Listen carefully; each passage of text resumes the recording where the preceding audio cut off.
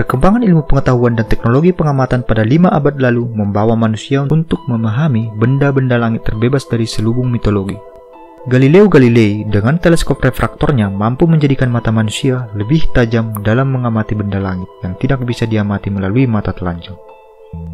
Karena teleskop Galileo bisa mengamati lebih tajam, kita saat ini bisa melihat berbagai perubahan bentuk penampakan Venus.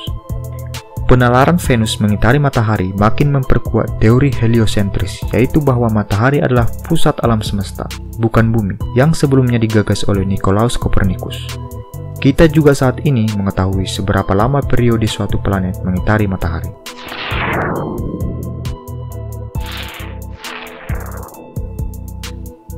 Sejak ditemukan tahun 1930 oleh astronom Slade Tombaugh, planet Katai Pluto belum pernah sekalipun menyelesaikan suatu orbit putaran penuh mengelilingi matahari. Lalu, kapan tepatnya Pluto akan melakukannya? Apakah tahun ini, tahun depan, atau tahun lalu? Pluto sendiri pernah dianggap sebagai planet ke-9 dan terluar di tata surya kita. Namun, pada tahun 2006, International Astronomical Union melakukan pendefinisian ulang mengenai planet pada Majelis Umum ke-26. Status Pluto diturunkan sebagai planet Katai atau planet kerdil. Katanya, ukurannya memang terlalu kecil untuk dianggap planet. Meskipun berubah status, Pluto tetap menjadi salah satu benda langit yang paling menarik untuk diteliti oleh para astronom.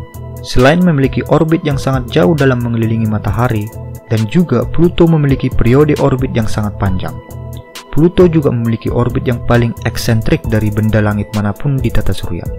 Dengan eksentrisitas orbit ekstrim yang mencapai 0,2488, jarak Pluto dari matahari berkisar antara 4,436 miliar kilometer di jarak terdekatnya, atau yang disebut dengan perihelion, hingga 7,375 miliar kilometer di jarak terjauhnya, atau yang disebut dengan aphelion.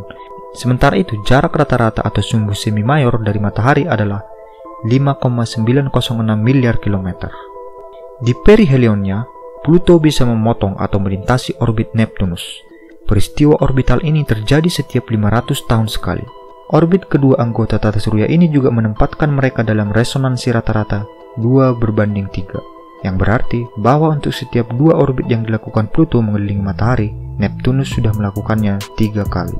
Resonansi 2:3 antara Pluto dan Neptunus ini sangat stabil.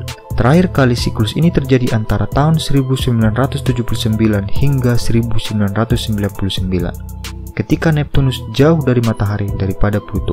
Pluto mencapai perihelion dalam siklus ini pada 5 September 1989, dan sejak 1999, Pluto kembali ke posisi di luar Neptunus, di mana ia akan tetap di sana selama 228 tahun, yaitu hingga tahun 2227. Lalu, seberapa lama sebenarnya waktu yang diperlukan Pluto untuk sekali mengorbit matahari? Karena jaraknya yang begitu jauh dari matahari, Pluto diketahui butuh waktu 248 tahun untuk sekali mengitari matahari. Sementara, Pluto ditemukan pada tahun 1930. Dengan kata lain, Pluto akan menyelesaikan orbit pertamanya terhadap matahari sejak penemuannya, yaitu pada hari Senin 23 Maret tahun 2178. Atau hanya beberapa tahun setelah Neptunus melakukan 2 kali orbit terhadap matahari.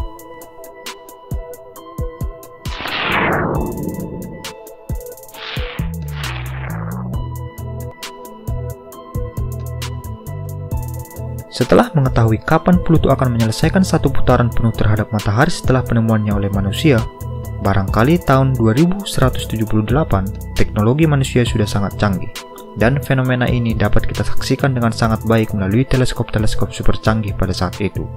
Untuk mencapai impian ini, mari kita tingkatkan ilmu pengetahuan dan tetap menggali ilmu alam semesta. Sekian dulu video kali ini, jangan lupa subscribe, like, dan share ke grup WhatsApp keluargamu.